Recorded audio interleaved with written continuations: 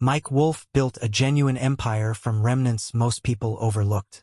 For decades, he crisscrossed America's country roads, exploring forgotten barns and cluttered garages, turning rusty relics into fascinating history lessons followed by millions of enthusiasts.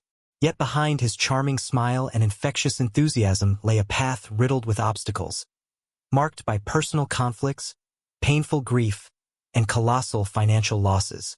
The man who seemed invincible in the public eye faced trials as heavy as the antiques he extracted from debris.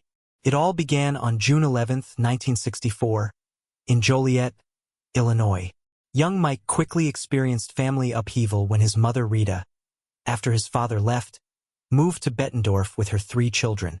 Raising Mike and his siblings alone proved challenging in 1970s America, where every dollar counted. It was within this precarity that the boy's ingenuity took root. To avoid bullies on his way to school, he devised detours through alleys and abandoned gardens. These back routes became his secret playground. By age 6, his sharp eye spotted a strange shape in tall grass.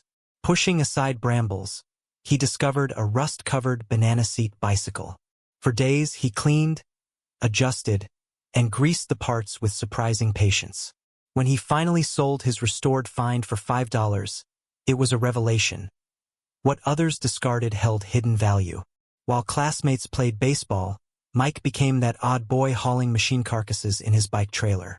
Each abandoned object, a gutted sideboard, a broken lawnmower, a rusted toolbox, represented a challenge to conquer. His mother, though overwhelmed, recognized this budding passion. She gave him a precious gift, transforming the family garage into a workshop. At 12, he opened his first shop selling refurbished bikes, though his heart already leaned toward industrial antiques. The year 2000 marked a turning point. In the small town of LeClaire, Iowa, Mike opened antique archaeology. His concept revolutionized the antiques market. Each item was presented with its meticulously documented history. That 1920s pharmacy sign? It had watched over 4 generations of customers before ending up in an attic. That rusted gas pump? A silent witness to America's automotive golden age. Wolfe wasn't selling trinkets. He was resurrecting fragments of collective history. Yet the road to recognition was fraught. Convinced of his expedition's educational potential, Mike filmed his treasure hunts for 5 years with his partner Frank Fritz. TV networks systematically rejected their concept. 2 guys rummaging through barns? Nobody will care, they were told. But Wolfe sensed that beneath the dust of abandoned farms beat the authentic heart of industrial America. His persistence paid off in 2009 when the History Channel gave the green light. On January 18, 2010, American Pickers debuted with meteoric success. 3.1 million viewers for the premiere, a network record since Ice Road Truckers. Weekly audiences soon reached 4 million addicts. The secret? A unique alchemy between improbable discoveries and human encounters. Every farmer became an unwitting guardian of heritage, every rusted artifact an epic tale.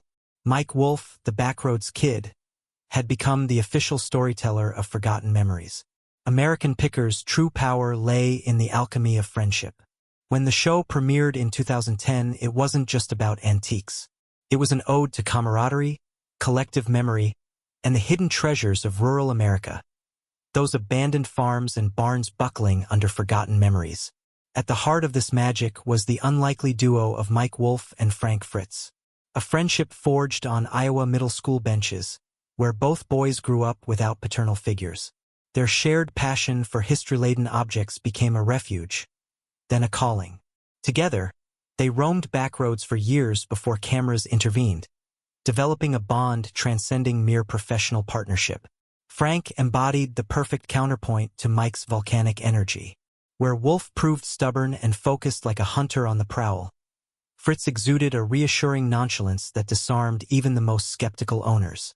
His passions leaned toward quirky oddities, vintage gas cans, 1950s mechanical toys, kitschy advertising signs, balancing Mike's love for vintage motorcycles and industrial relics.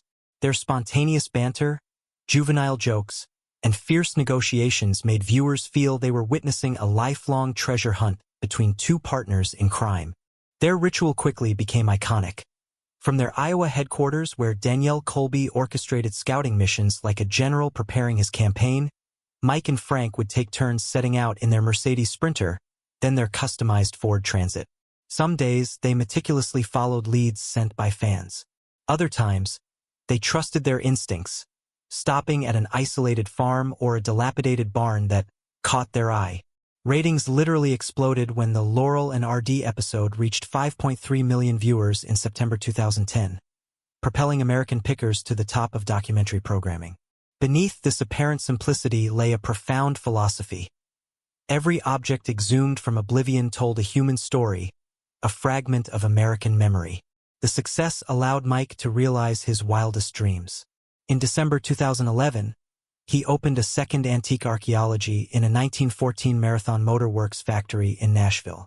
This place became far more than a shop, a sanctuary where fans could physically touch the adventure they watched on screen. The empire expanded.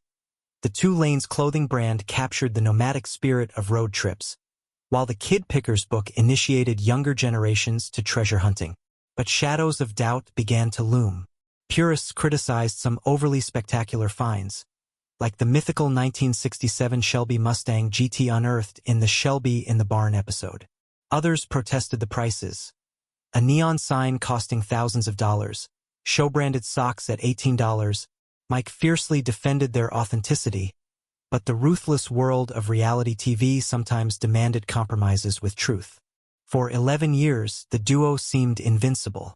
Thousands of miles traveled, hundreds of episodes filmed, a legacy that appeared unbreakable. Yet beneath the veneer of this legendary friendship, invisible cracks began to form. Fame, health issues, and unspoken resentments slowly paved the way for their downfall. When Frank Fritz suddenly vanished from screens in 2020, fans scrutinized every episode with unease. Rumors swirled on social media. Some mentioned recovery after surgery. Others whispered of an irreparable rift. The production's official silence deepened the mystery, foreshadowing the collapse of a television myth. Tension mounted among American Pickers fans as rumors of Frank Fritz's departure intensified. Some still hoped for a surprise return. Others dreaded the inevitable. Months stretched in suffocating silence until that decisive July day when Mike Wolfe posted the long-feared confirmation on Instagram. Frank would no longer be part of the adventure. In a carefully worded message, Wolfe described their shared journey as filled with ups and downs, adding that Fritz would be missed by all. But behind these polished words lay a starkly different reality. Frank Fritz reacted with explosive bitterness in interviews, bluntly calling Wolfe's statement bullshit. He revealed a chilling detail. The two former partners hadn't spoken in 2 long years. Worse still, when Frank underwent major back surgery in 2020, a critical moment when a friend's support matters most, Wolfe never picked up the phone. To Fritz, this was the ultimate betrayal. The man he'd considered a brother for 4 decades had simply abandoned him. The wound ran deeper than this absence. In searing confessions, Frank accused Wolfe of turning American Pickers into a vanity show, where the spotlight was 1000% on Mike. He compared their dynamic to a rock band where Wolfe would forever be the lead singer, relegating him to backup guitarist. A particularly cruel comparison for someone who'd helped make the show one of History Channel's greatest successes, peaking at nearly 5 million viewers. Frank's health issues worsened the fracture. Having battled Crohn's disease for years, he endured daily torment between crushing fatigue and chronic pain. His 2020 back surgery left him dependent on painkillers, a situation incompatible with the network's strict medication policies during filming. Fritz maintained he hadn't left voluntarily. "I was fired. Period." Wolfe, for his part, claimed he tried supporting his former friend, urging him to seek help. But the bridge was already burned. The feud spilled into public view, dividing fans. Petitions demanding Frank's return circulated fruitlessly. By mid-2020, History Channel formalized his departure. Robbie Wolfe, Mike's younger brother, became the new co-host, occasionally assisted by Danielle Colby or Jersey John Saleh. But the legendary chemistry of the original Pickers had vanished. Then fate struck with senseless brutality.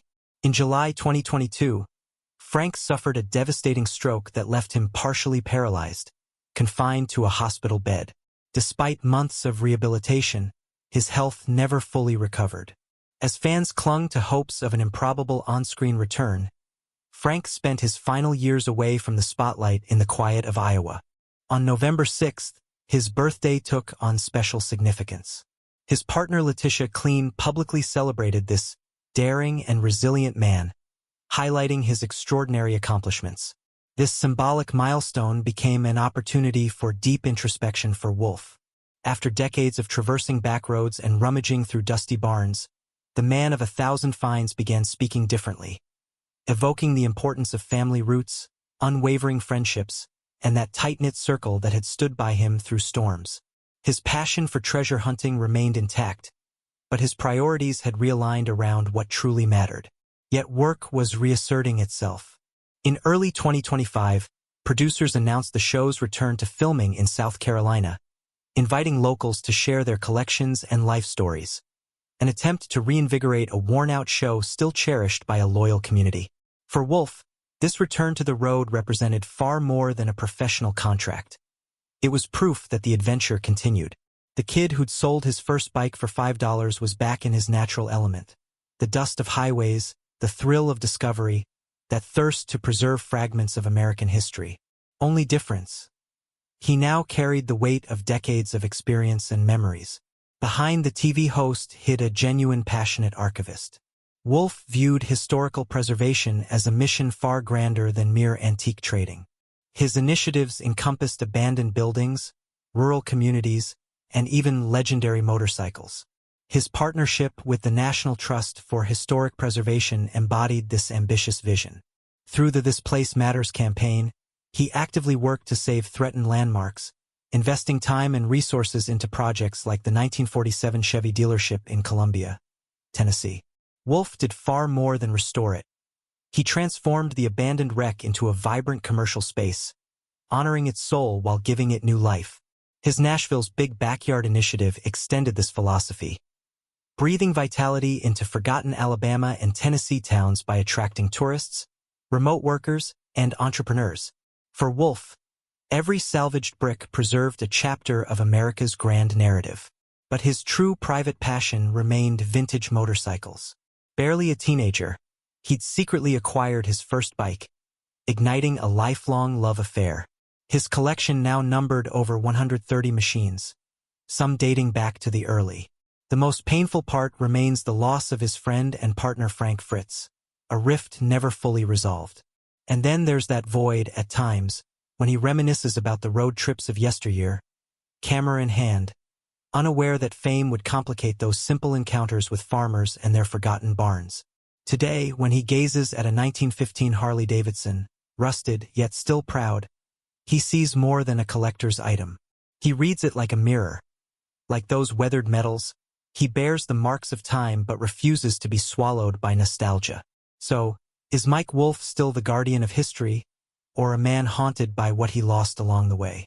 His story, as dented as a split Norton fuel tank, continues to unfold to the rhythm of the roads he still travels.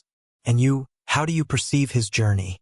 Has he preserved what matters, or have the trials altered his quest? Share your perspective. Every opinion is a piece of this modern legend's puzzle.